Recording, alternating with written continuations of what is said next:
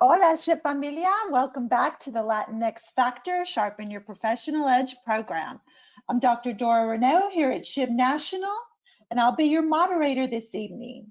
We are continuing to offer a series of webinars with a strong tech focus, and this month is our fourth, which is entitled Developing Your IT Path with Discover. So this month, we're bringing you experts from Discover, and we are exploring multiple career opportunities within Discover. Our panelists tonight are Paulina Acuña-Pineda from Hermosillo, Sonora, Mexico. And she grew up in Arizona, where she received her Bachelor of Science in Management Information Systems from the University of Arizona.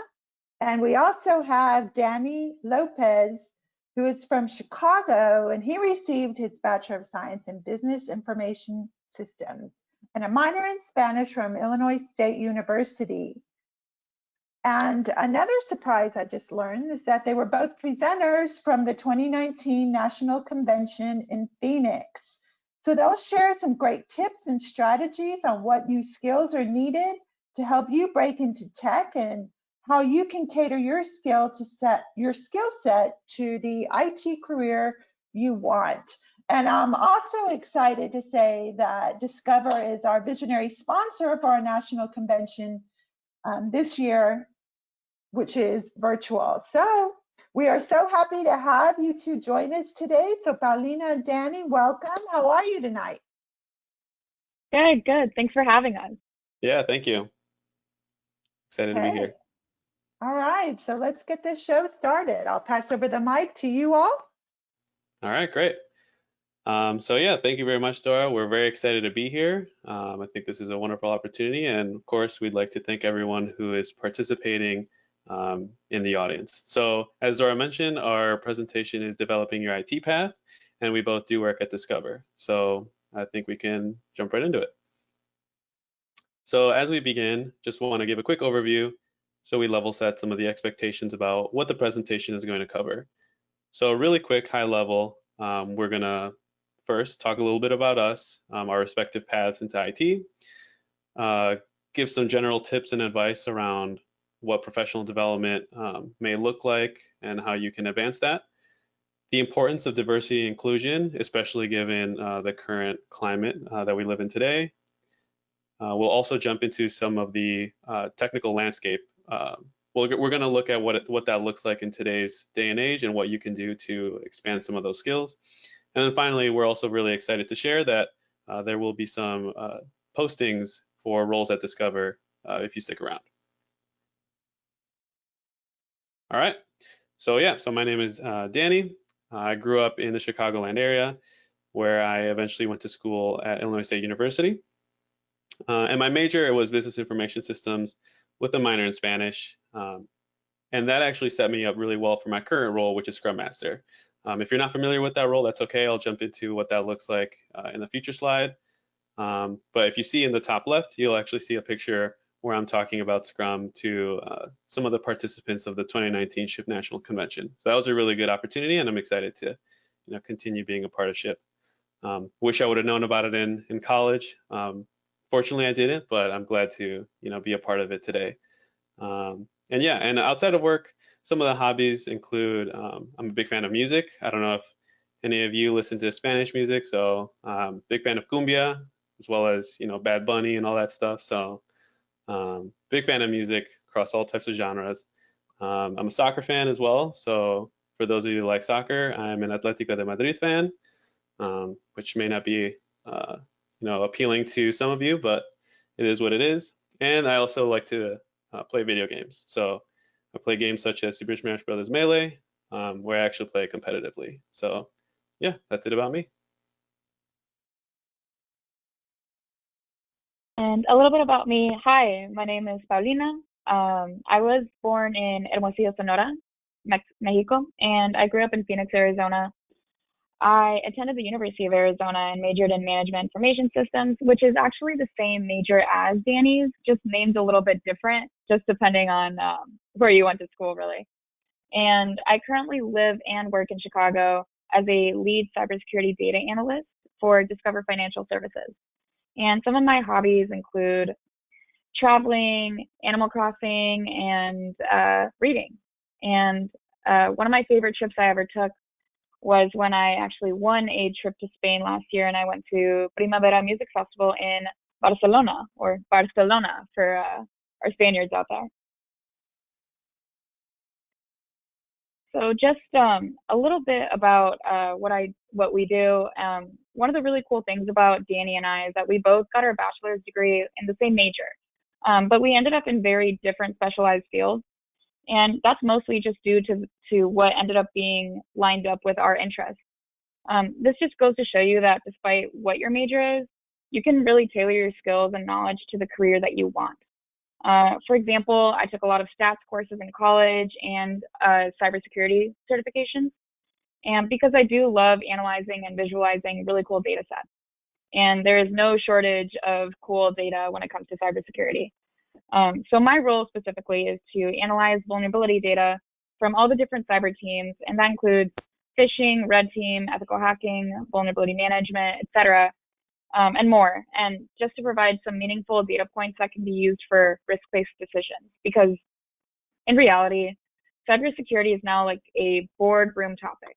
It is what keeps executives up at night. And so through key risk indicators and key performance indicators, which are KRIs and KPIs, as well as coupling those with risk trends, I can really help them and the other cybersecurity teams be aware of what's going on in the company so that they can make the best risk-based decisions they can. Yeah, and as I mentioned earlier, my role at Discover is a Scrum Master. It's actually what I came through as an intern for, and it's what I've been doing for the last couple of years since joining full-time. And what that is, in short, is a servant leader for the Agile team. And if you're not really familiar with that, basically what it is a lot of software development teams are adopting Agile values and principles it is laid out in a manifesto, which my educational background actually exposed me to. And the idea is just to take a more iterative approach to the way that we build software. Traditionally, the way that projects were seen from the idea to actual implementation, if you look at like a house or a building or building like a train or a car, whatever it might be, you had the idea, you laid out the blueprints, then you spend time building, and then you're pretty much done. Well, that doesn't really work the best when you're looking at software, where the market is really competitive. You want to make sure that what you're building is actually something that your customers want. And so you have to think agile, basically. You want to be more iterative with your approach. So you build, smaller feedback loops. You build a smaller application. You see if that's something the customer wants. Maybe they don't like it. And then you make decisions from there. If you look at traditionally, had you wanted maybe like a house, like a 1-floor house with like 2 bedrooms, 1 bath, you're building it, and then halfway through, your customer says, "Oh, I actually wanted 2 stories with 4 bedrooms and 3 baths." Well, you're kind of SOL. And we have the luxury in software development to make those changes on the fly. So it's better to have those shorter feedback loops. And my participation in that is to ensure that we uphold those processes and practices to make sure that we are being agile. And so that means that I'm a little bit more people oriented. I'm focusing a little bit more towards the business, forward facing. And it's something that I like doing. So some of the products that I've actually had the honor to work on are the Discover Alexa skill. It was a really exciting project where we got to go live with the ability to link our Discover card members with their Alexa device. So you could ask your Alexa device things like, what are some of my recent transactions? What's my current balance? And that was a really great learning opportunity for me. And now something that I'm working on now is the Discover Virtual Assistant. So what that means is basically the AI chatbot for Discover. And so that one's also really cool. If you have a Discover card, you can go and you have questions, you can go to the help tab on Discover mobile app or the Discover web and just ask a question. You'll be presented with the AI chatbot that we have, which will hopefully be able to resolve your question, as it's something that we're continuing to develop and it can take more and more questions. But if not, there are times when the questions may be outside of what we can do. So that from there you'll fall back to our agent. But it's a really cool and exciting product to be a part of. So yeah, that's pretty much it about me.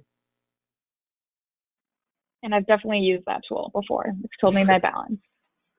And it was right, unfortunately. All right, great. So I think from here we'd like to have a poll just to get a better understanding of who's in our audience. Should we hand it off to, oh, perfect. Okay, so we're launching the poll.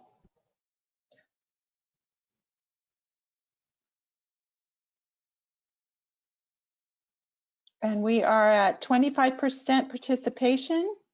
Folks, please participate so we can know who's in the audience today.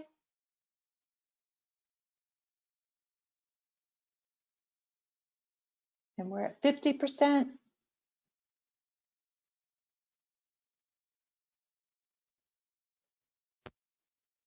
%, slowing down at 90%. So we'll go ahead and close the polls. Share the results here. So we have 46% are university students, 21% are 1 to 3 years in their career, and then 7% are 3 to 5, another 7% are 5 to 10, and then 18% are 10 or more years in their career. Awesome. Yeah, so I think it's great that we have a really wide variety of different experience levels. And I think from here we're just going to jump into what you can do to develop some of your professional skills as you're going down your IT path. So to start off, I think one of the most important things that you can do to get started is to just write down your goals. I can't tell you how many times I've had an idea or a thing to do and I haven't written it down, and it's come back where I've forgotten to do it. So just ideate, have a notebook or have like a little journal, or if you're more digital, have something on your phone or your laptop to just get your ideas down so that you can really brainstorm from there. And then from there, I think there are really two ways to approach your goals. There may be more, but I think this is an easy way to conceptualize. For the people that are a little bit more, that like to think things in a more general sense, there's this idea of themes. And what a theme is basically, it's an overarching idea. So if you want to become a better, let's say a better Java developer, you just keep it really high level. Just, I want to be a better Java developer. And what you'll do is that when you face different decision trees throughout your day, you'll be reminded of that theme because you wrote it down on a Post-it and you stuck it to your monitor, or it's on the back of your phone, whatever it might be. So that, let's say you're commuting, pre-COVID, you're on your commute to work, you're in the car, not driving, of course, you're on the train, and then you have, the opportunity to get on your phone. That's a moment in time where you can decide to either go on social media and go on like Snapchat or Instagram, Facebook, Twitter, or instead you can go on an application like Code Academy or Mimo or any other popular app that can help you refine your skills as a Java developer.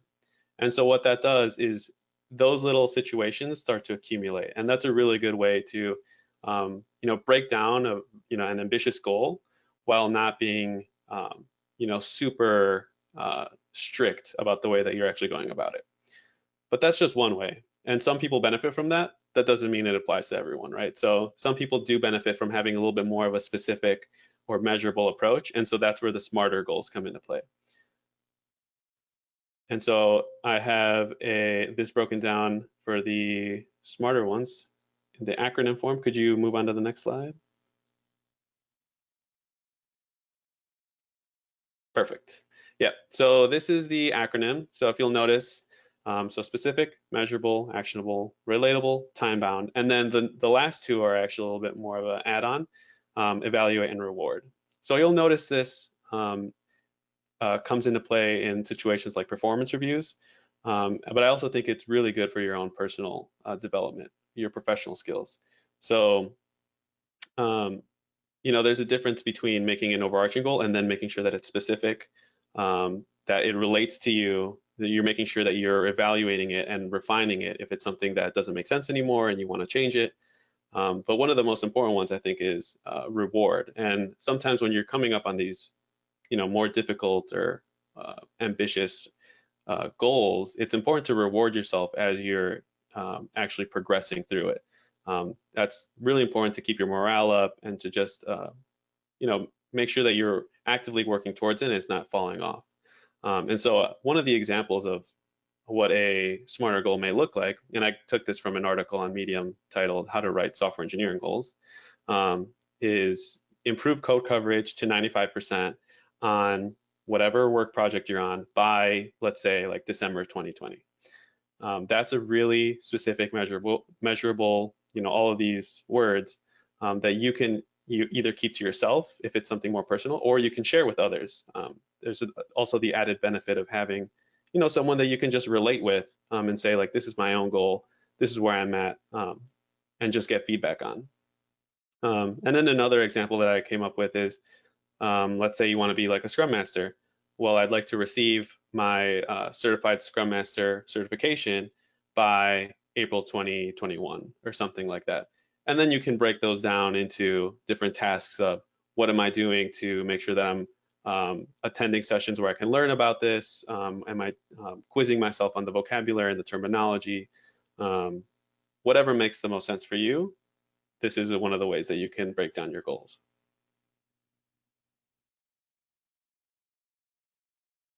Right. So once you're kind of starting on that path to finding a job, the one thing you really want to have ready is your resume. So when you're looking through job descriptions and thinking about applying to a new role, you'll really want to customize and tailor your resume to the job posting, especially since, there's so many roles in technology and it's getting more and more competitive each day. You want to really get the best shot that you have.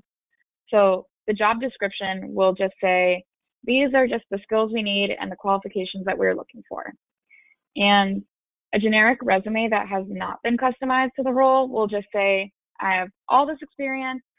I will leave it up to you, the hiring manager, anyone in HR, to just figure out what I'm capable of. And a lot of times they don't have that time. They're going through thousands of resumes, and you really want to make sure you have your best shot.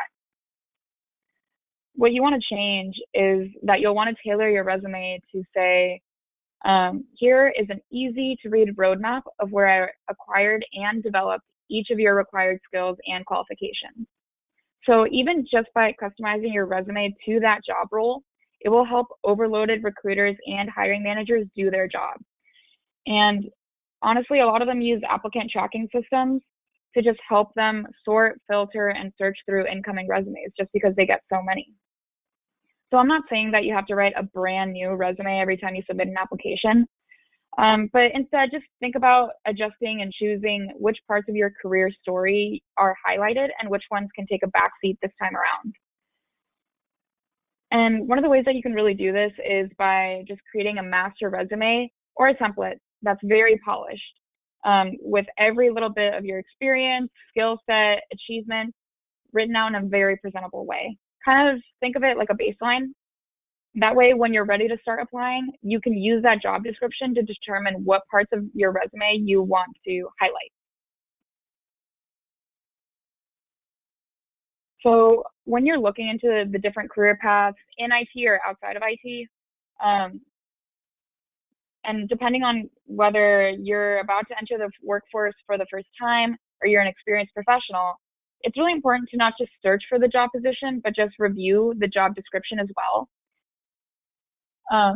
Job descriptions can really vary from company to company, even if you are looking for the same one role. If you are looking for a change of location, you really want to make it clear to the hiring manager that you are willing to relocate if this is the case. That's something that they'll definitely ask you. And then as you're reading the job description, usually the first few bullet points are the most crucial responsibilities of the job. So your best bet is really just to mirror and highlight the responsibilities in the top bullet points, as those are the most important in your application as best as you can. And a lot of times you'll see a huge list of qualifications, and it can be overwhelming, right? They'll ask you, do you know Java? Do you know SQL? Do you know this program you've never even heard about? And then you might feel like you might not hit all the check marks, but if you check a majority of the requirements, I would still really encourage you to apply. There is a certain threshold that the company is willing to play around with in regards to your experience, and there might even be some training opportunities available once you do start that role if you end up getting that role. So when you're doing research about the company, it's really important to see how the company describes itself in the job position. The company will describe itself as it wants to be seen, and from that, you can really get clues as to what the company values, what you should research, and what kinds of questions you should really ask in an interview. And then finally, just make sure the benefits and work-life balance is really what you're looking for in regards to anything from insurance, like health insurance, to commuter benefits, as well as how much time you'll even be traveling.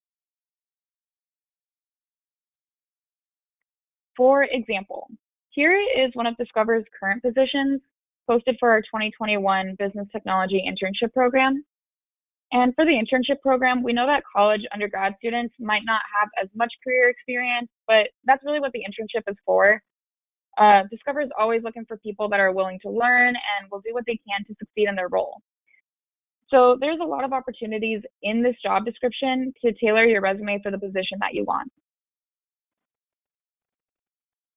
So first off, you want to check, do you meet the basic qualifications? One of the first checks that I do whenever I'm handed a resume, maybe at a conference that I'm at, that I'm presenting at, is does the applicant meet the basic qualifications? So the first thing I will always look for is GPA and graduation date. If you put that at the top of your resume, that saves so much time. That way we can set aside that time and you can ask me questions about that role, or I can ask you other questions about your resume. And then next, what I always like to do, especially when you're exploring a different role, is you just want to highlight the skills that you have listed so that you can use the same language found in that job description, and try to point out in your resume if you can easily find that skill from the description in your resume. So for example, we see things like analyze, improve, security, collaborate, and all these other adjectives and verbs. Keep in mind that job descriptions are very carefully crafted to precisely outline what the role will entail. And so they list the unique collection of skills that are necessary. And if you're a first-time job seeker and you feel like you might be thin on experience, you've definitely had other experiences that you should still put on your resume, even if you think they're not relevant. So you've likely volunteered or interned or participated in extracurricular activities. And that just could show the leadership or teamwork experience that the hiring manager is really looking for. Like, my first job was a sandwich artist at Subway, and it was on my resume for years until I finally got some other experience to kind of like back it up. But even though making sandwiches has nothing to do with my current role, it helped me land the job that I have today. And so when you're looking through and modifying your resume, you really want to take note, again, what kind of language they're using. You might not really be used to using buzzwords, but the more you mirror these terms, it'll significantly increase your chances of landing an interview. And while you might feel like you might not have some of the hard skills or like the technical skills that are listed in the job description, like certain coding, like a certain coding language or a program, you likely have developed soft skills throughout your life, like problem solving, time managing, or multitasking through your experience as a student or any other role. So just keep in mind that hiring managers still value these kinds of skills. So for example, you really want to quantify your achievements. The number will automatically draw the hiring manager directly to this point. And that way the hiring manager can really easily see how exactly you contributed to your job and what you learned and how your analysis improved performance. So even if you're not a 100% match to the job description, you can always aspire to a specific skill or experience. You really want to concentrate on your strengths. So even just by changing responsible for analyzing system events and alerts, and just changing it to increasing performance by 10% through improved system security alerts analysis, that already tells me, you know, you can quantify it, there were results that you were able to quantify, and that gives your hiring manager a little bit more understanding into what you really learned.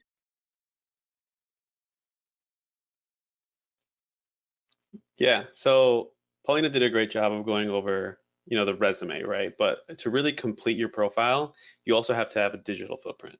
So I hope that everyone here has a LinkedIn. If not, I strongly urge you to, just because it's so important to be able to control the narrative of who you are online. So when you give someone your resume, or you're talking to someone and you think you're a great candidate and you don't have your resume there, the easiest way to find out more is to just have a LinkedIn. That really can be like the baseline, as Paulina mentioned, for all of your experience. You know, with LinkedIn, you can really put everything into one place where you're not limited to 1 or 2 pages if you're really experienced on the resume. So it's really important, right? You have a LinkedIn, make sure that you put your best foot forward and you have a professional profile picture. You know, use something like a solid background. You're not using the angle that my webcam is at right now. You have someone like help you out, and you really dress up nice to, you know, to show your face, because it's important to have, you know, be recognizable on your LinkedIn, not have, you know, like a full like body shot where it's really hard to distinguish. You really want to be able to say like, this is my, you know, profile.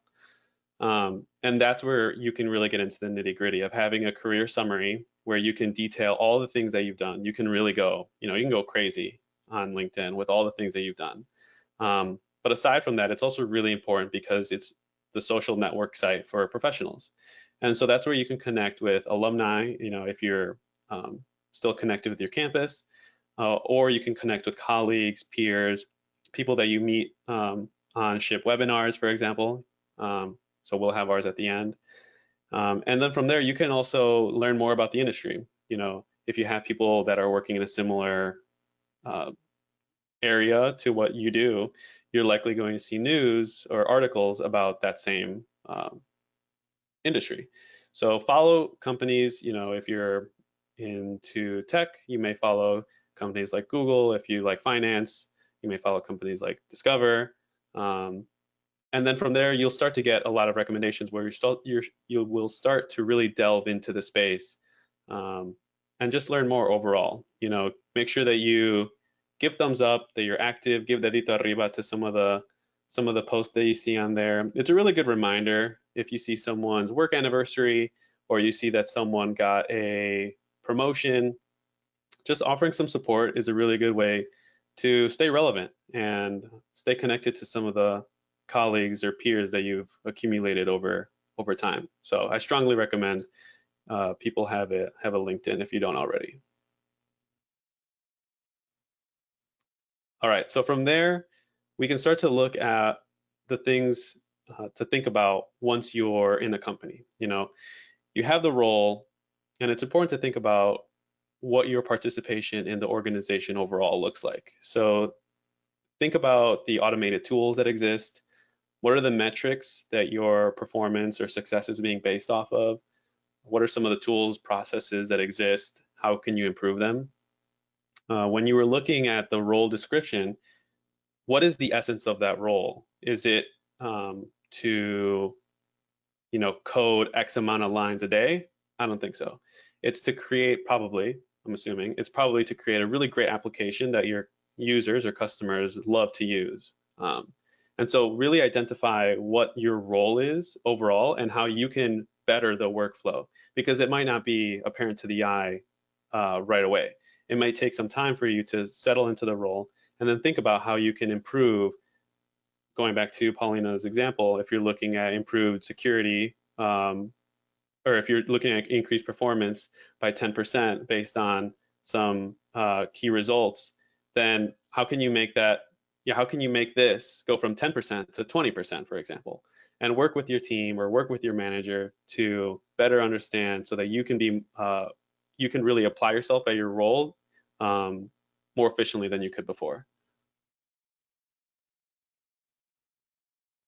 And the next one is what are the skills that you offer, or what do you bring to the table, so that you not just focus on your own personal goals, but overall, what is the organization looking to accomplish? Take the things that you know. So if it's, you're really good with Java, if you have an Agile or Scrum background, if you are really proficient in AWS, or you really like GCP, Google Cloud Platform, whatever it might be, what are the things that you know that you can do? And then how can you tie those into your organization's goals? Do you know what those are? Do you know how your company is profitable, makes money? What are the things that they want to do to capitalize on that market? And then it might be a little bit hard, but what are the things that you can do to improve that? And so just by conceptualizing those things and understanding those things, you'll be able to make better decisions day to day, because you'll keep that in the back of your mind. And another really important step is, so you're in this role, but what are you doing to really position yourself for the next role?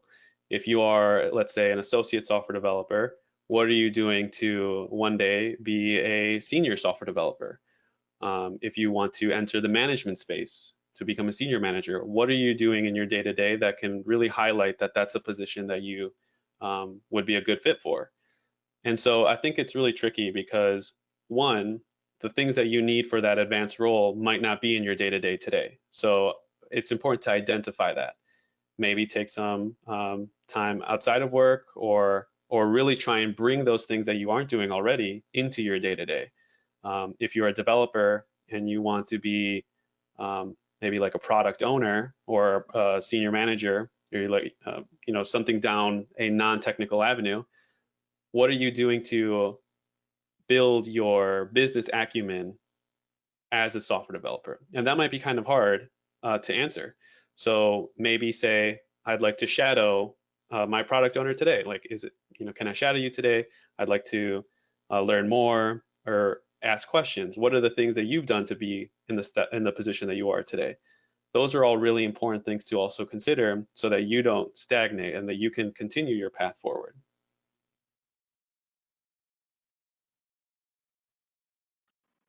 And next, we'd like to just take a quick poll.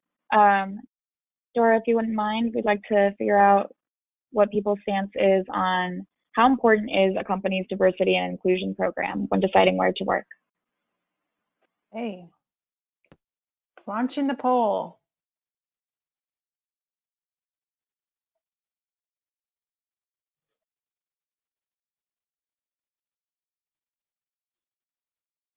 All right, attendees. Let's see, we've got 25% participation.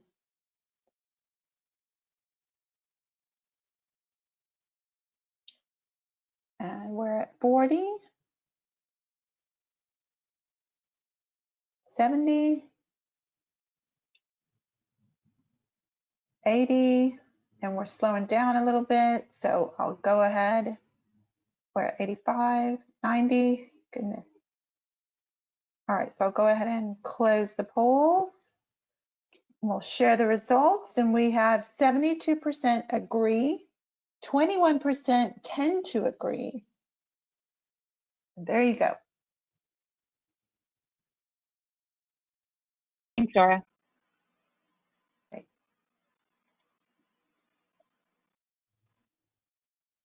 So really interesting results. I'm glad that we got your guys' take. For those of you that say diversity and inclusion isn't as important, or maybe it's not top of mind when looking for jobs, I'd really like to challenge you to recognize that, when you work at a company that doesn't really value diversity and inclusion, you are really more likely to stagnate, whether that be in promotions, opportunities, or even just equal pay. Diversity and inclusion efforts are really a sign of a healthy and inclusive culture. And that's something that we value a lot, especially being able to participate in these kinds of events and be able to give back and see what more we can do for our community. Another thing that, do we want to focus on is there an employee resource group focused on diversity and inclusion, with particular at the company that you're applying to? Is there a community focused on enabling minority groups with a focus of inclusivity? For example, we recently had an authenticity panel for what it is to be Latinx in corporate America. And we had our executive president and president of consumer banking attend. Danny and I were actually on the panel, and it really was a very enlightening moment, because it was a very open conversation about what it is like to be Latinx. And we have so many different experiences. You know, a lot of us don't look alike. Some of us might not speak Spanish. Being Latinx is a very unique experience. And we were able to have that kind of conversation. And next, before you even apply to the company, are you able to see if they have a diverse leadership? Having a diverse leadership is really a good leading indicator to see whether you'll get the same opportunities that those above you have, and you'll get the same opportunities as others in your cohort. And also, when you have more diverse leadership, you have more opportunities for mentorship and sponsorship when it comes to promotions, and that way you can really have people vouch for you as well.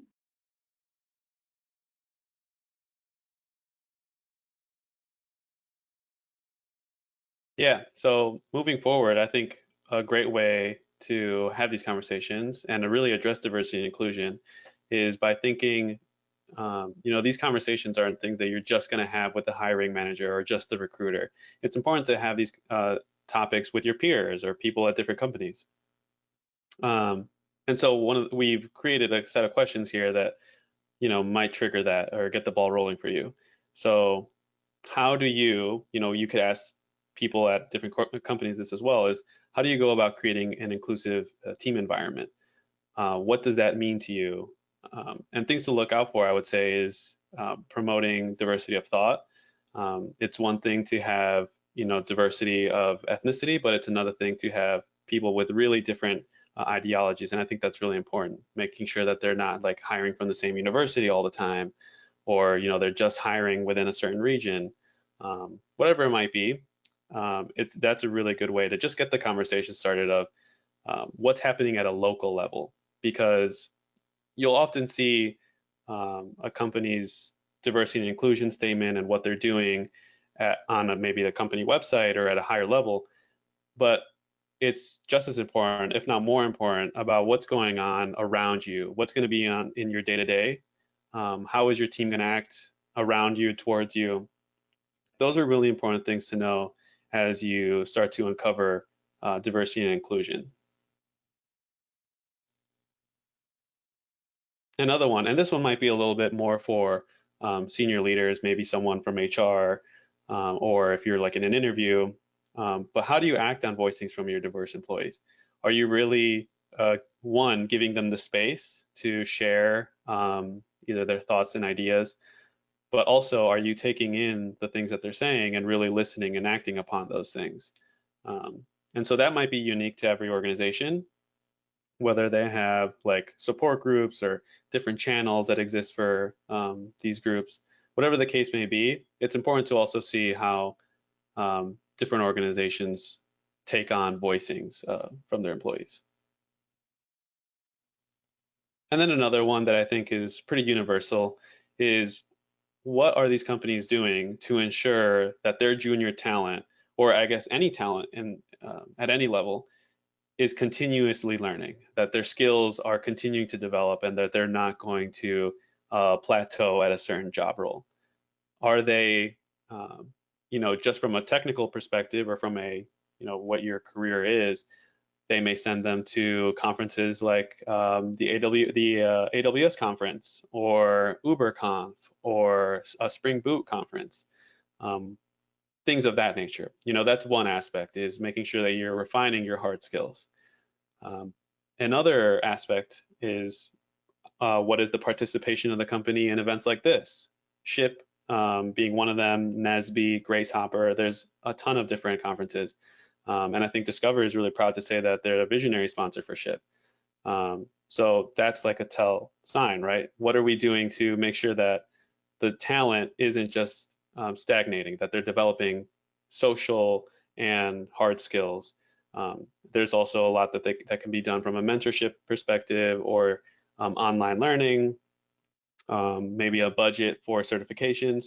Those are things that you may not think of initially, but can be really impactful once you're in the role so that you can continue your IT path. Yep, so from here, we'd like to see what's the interest. Are people interested in a more technical role, maybe somewhat more of a hands-on keyboard, or a more business role, or you're just not sure? And it's completely okay to be not sure. I think we all were at one point at least. Yeah. Agreed. And while they're participating in the poll, I just wanted to remind everyone to please go ahead and submit your questions as they come up, and then we'll address them at the end of the program. Yeah, thank you. Great point. If there are any questions, we'd hopefully have some time at the end to address those. Yeah, and they're starting to come in. All right, so we are at 80% participation in the poll. So we'll go ahead and close it. And we'll share the results here. So we have about 73% with a technical role, 19% business role, and 8% not sure.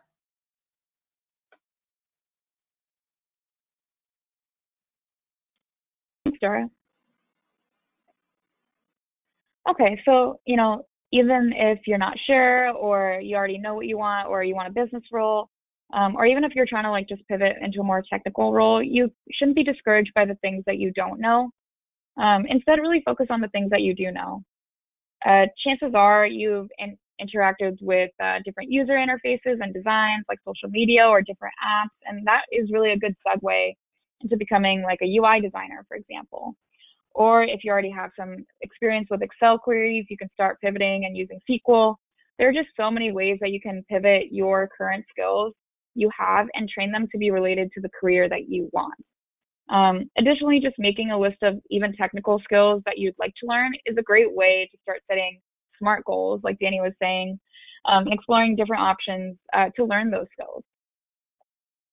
Yeah, and so I think a great landscape is provided by this picture. So credits to Stack Overflow for I believe it's the 2019 software developer survey. If you're not a part of that, I strongly recommend you do. But this landscape is really interesting to me because it shows a lot of the related technologies. So you'll notice that it's mostly in clusters, right? So if you have an interest in, let's say, Android development, you'll notice that iOS isn't too far off. And so you'll get Java, Spring being right next to Java.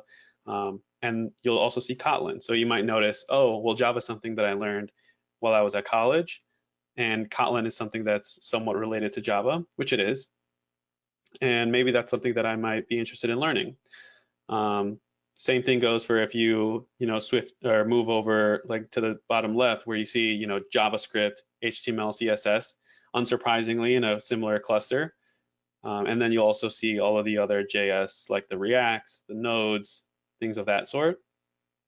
The .NET development where you have Windows, Microsoft SQL Server. If you're interested in cloud, you'll see AWS along with really popular technologies right now like Kubernetes and Docker. You may also be interested in Go. It's really fun to code in, actually. I'm learning that. Terraform, Ansible. There's a lot of really cool things here, and I think that this landscape can make it, can kind of connect the dots, pun intended, for a lot of people. So it's actually pretty cool. And as I mentioned, if you haven't already checked out the survey on Stack Overflow, I recommend you do. You'll see things like what is the most popular technology, what are people looking for, pay overall, like average pay for different technologies, demographics, age, things of that sort, which can be really interesting if you're entering the workforce or if you're already an experienced professional, because you can see, for example, the pay. Are you receiving equal pay if you have like 10 plus years of experience in Java? And you can compare that for people working within the US and outside the US. So strongly recommend people check that out. Right, and right now, especially if you have a little bit more time at home, especially during quarantine, there are plenty of free courses available online in order to pave the IT path that you'd like to pursue. There's classes from Coursera, LinkedIn, Udemy, and DataCamp that are really great ways to start learning or even just brushing up on Java, Python, R, SQL, all these. There's so many resources out there, and some of these even offer certifications that you can complete and therefore add to your resume. That will just boost your chance of landing that job. Like my major in college was Management Information Systems, MIS, so was Danny's. And that major is pretty broad, and it kind of allows you to explore different options for different career paths. What I would do in my free time is I would go on the cybersecurity Reddit page.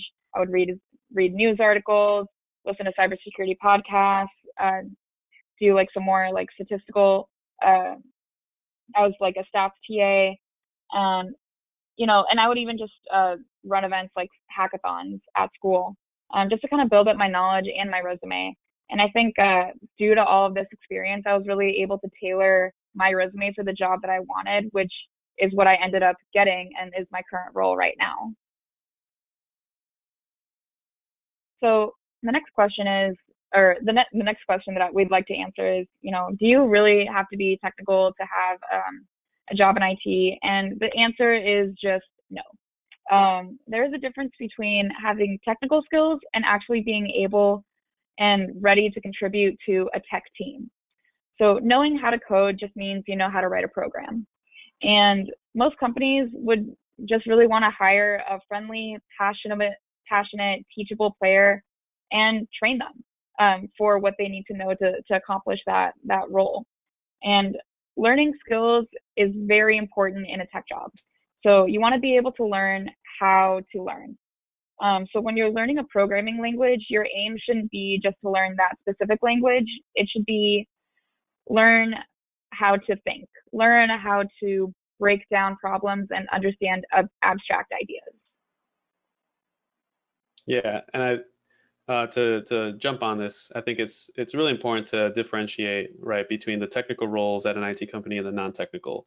You're obviously not going to get a team of people that don't know anything about Java as Java developers on a team. There's a time and place for that, right? So if Java is something that interests you, we don't want to deter you from taking the time to learn it and then applying so that you can be a Java developer on a team. But if Java development in itself, like the actual coding of it, isn't something that interests you, that doesn't mean that you can't have success within the IT department or at a company that's main product is IT. Companies like Google or Apple or Discover, all these great companies are not successful because of just solely having teams of engineers. They have really bright engineers, of course, but at the end of the day, there has to be a business model behind it. And so if you are someone that likes technology, maybe you have familiarity with it, you understand how systems connect and things like that, you're in a position to be a little bit more forward facing and really connect the dots of how the product that's getting developed can be advantageous for a company or be profitable, or you can explain to people in the business department or in the law department or whatever the case may be. There is a lot of bridging the gap in terms of communication that happens, and you don't necessarily have to have hard coding skills to be within the realm of IT. There's plenty of opportunities, and I'm one of them, for example. Exactly, Danny. So finally, just some little takeaways. Takeaways. Just know yourself. What do you see yourself doing in a future role, and what things do you really want to learn? Also, when you're looking for roles, just keep in mind that requirements and qualifications are just a wish list for the perfect candidate, right? So think less about whether you have those skills or experiences right now, and more whether you feel capable about performing the job as a whole. And finally, keep in mind the company. What are their values? What does success look like? How many people, what does their leadership look like, and how long have people been there, and what kind of mentors can you gain from them, or mentorships can you gain from that as well? Yeah, and one thing, or an example that I like to bring up is, as a Latinx community, as we start to penetrate the software development industry, there's going to be a lot of ramifications of that. And so an example is as women in tech started to become more prominent, you start to wonder some of the decisions that were taken in the past that may not have been taken should there have been women on the team, for example. One of them being the health app, I think on iOS, took like a year after its release to include like menstruation cycles, something that might have been right out of the bat included had there been more diversity on the team.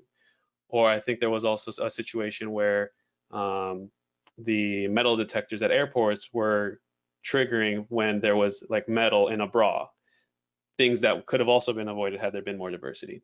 And so I don't know all the facts and figures of what the percentage of Latinos in tech looks like right now. Ship.com likely would, or ship.org, sorry.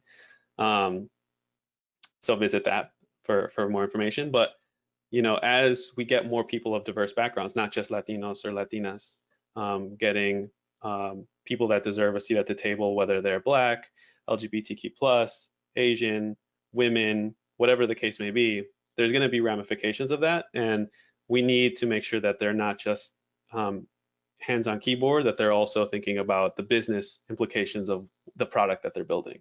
So keep that in mind whenever you go to, work for these companies, and what your perspective can bring to the table that might not have existed before.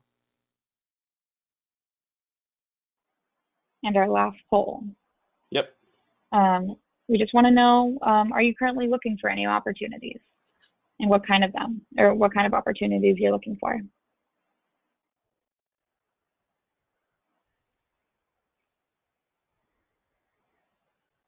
Hey, So Dora, oh, okay. Launching it. Perfect. Okay.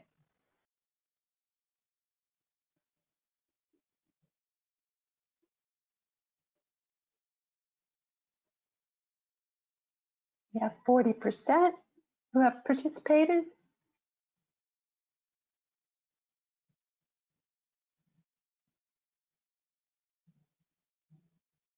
And 60%.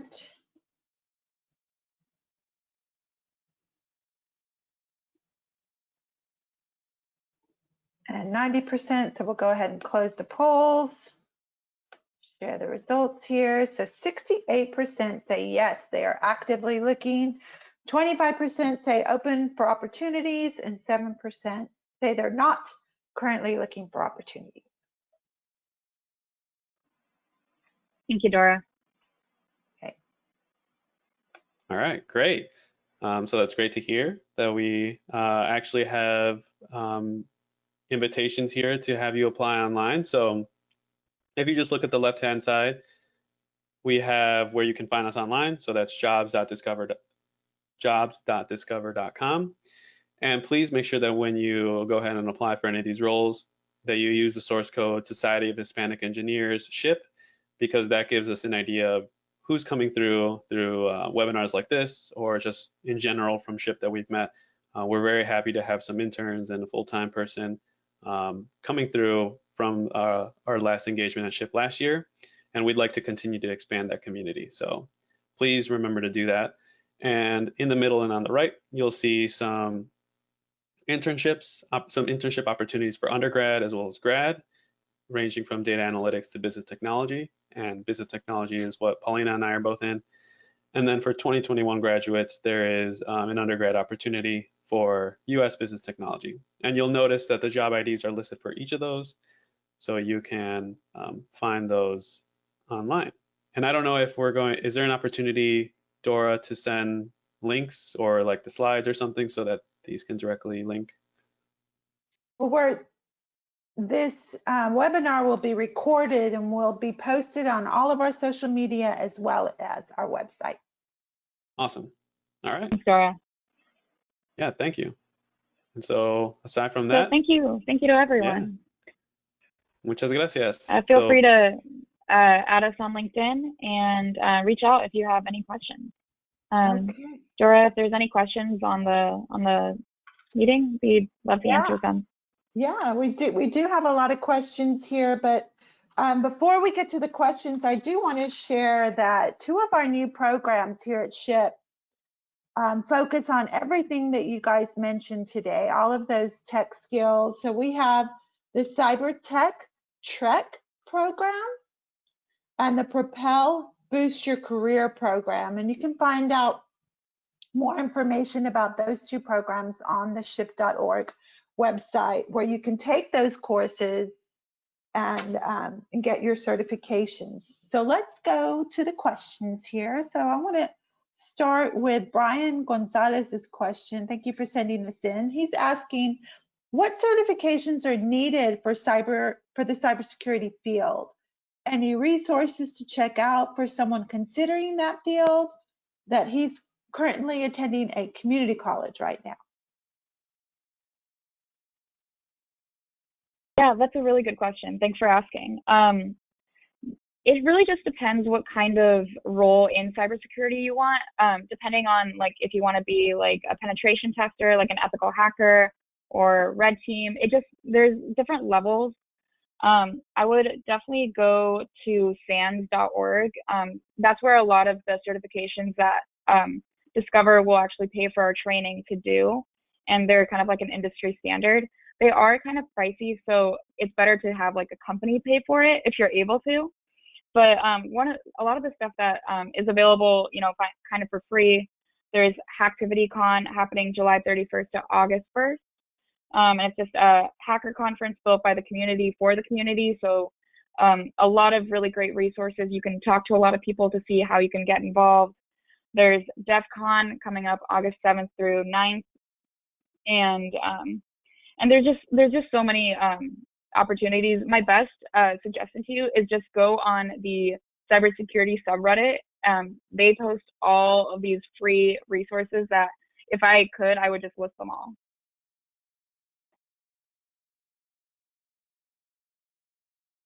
Okay.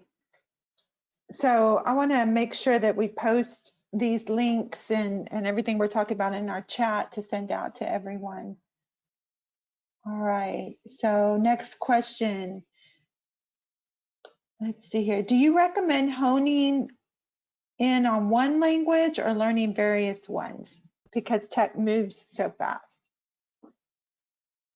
I can take that.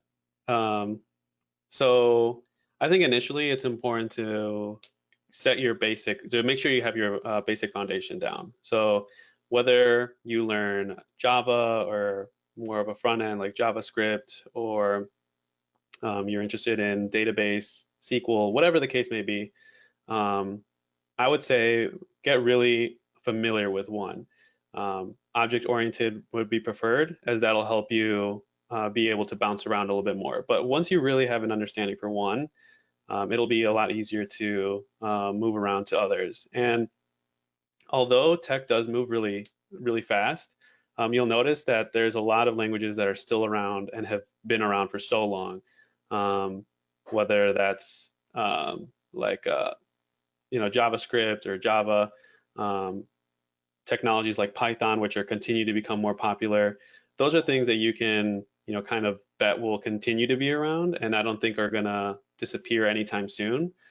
I think the things that will shift a little bit more are some of the tools that you use. But I think aside from that, I think it's really important to really get familiar with one first before you consider learning multiple. Mm-hmm. And just to add, it just kind of depends. Again, I know we keep saying depends, but it depends on the role, and also the company. If you're working at an older, like a company, like an older company that's been around for like 20, 30 plus years, they have so many legacy systems that, they're just going to be around forever, and it'll take forever to kind of like get them off of that.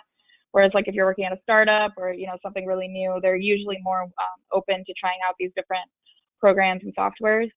I agree with Danny. Definitely practice one very well. And usually once you kind of pick up one, the other ones start kind of coming pretty easily. Like I started learning R and then I started learning Python, and they're pretty similar. just depending on the kind of role and job that you want.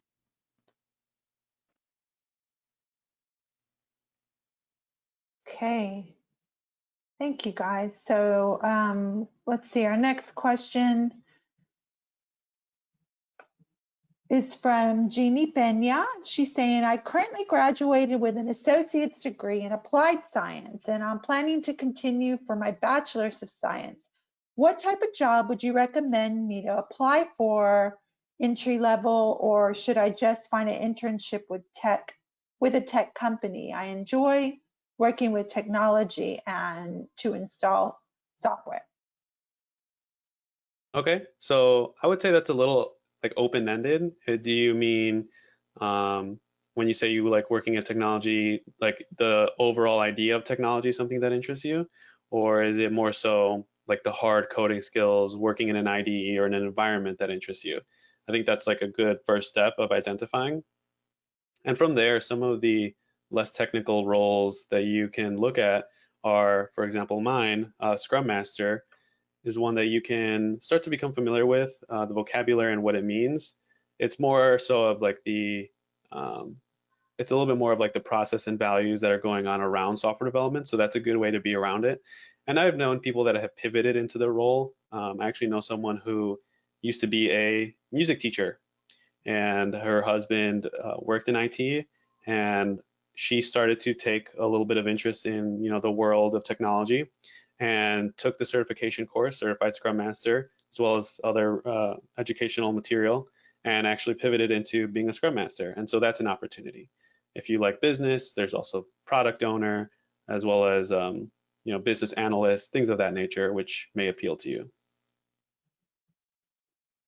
Okay, well, looking at the clock right now, that's all the time we have for questions tonight. So just so everyone knows, this recording, we will post it on all of our social media. I want to give a big shout out to Paulina and Danny from Discover for joining us tonight. Thank you guys so much for all your strategies and information that you provided tonight. Thank you, Dora. No and thanks everyone problem. Thank you for having us. Yeah. Okay. And you know what? We appreciate the Discover team so much for everything, for all of the support, for helping us with the workshops, the webinars, the visionary sponsorship, everything. You are absolutely the best partner we could ever ask for. So we greatly appreciate that.